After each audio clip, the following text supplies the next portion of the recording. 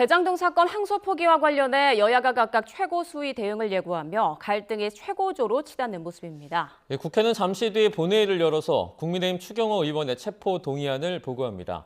국회 취재기자 연결합니다. 김다영 기자. 네, 국회입니다. 네, 이번 항소 포기 사태를 대하는 여야 인식이 크게 다른 것 같습니다. 오늘은 간극이 더 커졌죠? 네, 내년 10월 검찰청이 폐지를 앞뒀죠. 정치검사들이 집단 항명을 통해 마지막 몸부림을 친다는 것이 더불어민주당의 인식입니다. 김병기 원내대표는 오늘 아침 김어준 유튜브에 나와서 모든 수단을 총동원해 검사들의 반란을 저지하고 분쇄하겠다고 예고했습니다. 검사도 다른 공무원처럼 국회를 통과하지 않아도 파면까지 할 수 있도록 검사징계법을 대체할 법률안을 자신이 대표 발의하겠다고 밝혔습니다. 김 원내대표는 또 아침 회의에서는 정치검사들의 부끄러운 민낯과 조작 기소의 모든 과정을 투명하게 공개하겠다며 이번 주 안에 국정조사 요구서도 제출하겠다고 밝혔습니다. 정치검사들에게 자성을 촉구하는 것은 이제 시간 낭비입니다. 검찰개혁을 막기 위해 마지막까지 발악하는 정치검사들을 이번에는 반드시 단죄하겠습니다. 더불어민주당 문진석 원내 운영수석 부대표는 지금 조직적으로 항명하는 세력은 윤석열 정부에서 재편된 2차 수사팀으로 이재명 죽이기 수사를 했다면서 윤석열 구속 취소 당시 침묵하던 검찰이 이번에 집단 반발한 건 정치적 이해에 따른 선택적 문제 제기라고 꼬집었습니다.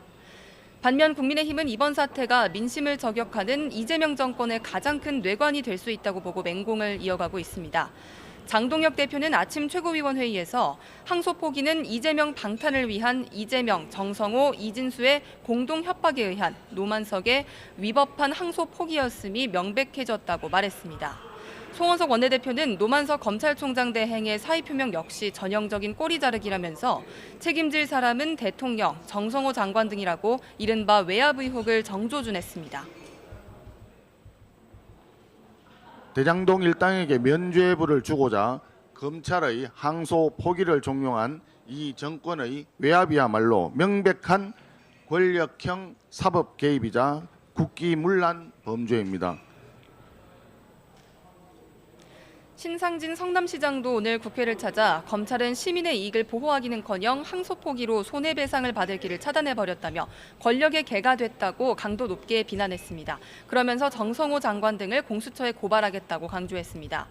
국민의힘은 외압의 정점이 이재명 대통령이라면서 검사가 이미 기소한 사건에 대해 임의로 공소를 취소할 수 없도록 하는 내용의 형사소송법 개정안도 발의했습니다.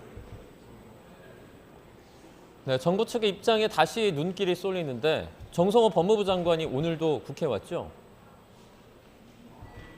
네, 그렇습니다. 대장동 항소와 관련해 신중하게 검토하라는 의견을 전달해 외압 논란이 불거진 정성호 장관. 오늘도 국회 예결위에 나왔습니다. 민주당은 정 장관이 해당 발언을 한 취지 등을 다시 살피며 엄호 기류를 이어갔는데요. 직접 들어보겠습니다. 장관님께서 신중히 검토하라 이 지시 외에 다른 지시가 있었습니까?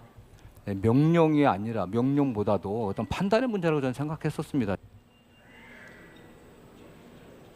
네, 반면 국민의힘은 정 장관의 과거 발언을 조명하며 모순적 태도라고 지적했는데요. 마찬가지로 들어보겠습니다.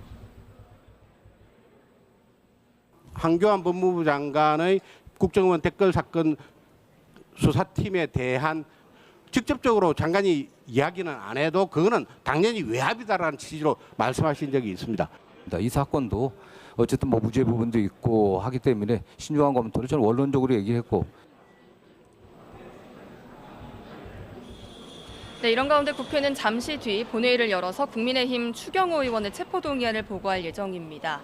지난해 12월 3일 비상계엄 당시 국민의힘 원내대표였던 추 의원은 의원총회 장소를 여러 차례 바꿔 계엄 해제 표결을 방해한 혐의로 내란 특검으로부터 구속영장이 청구됐습니다.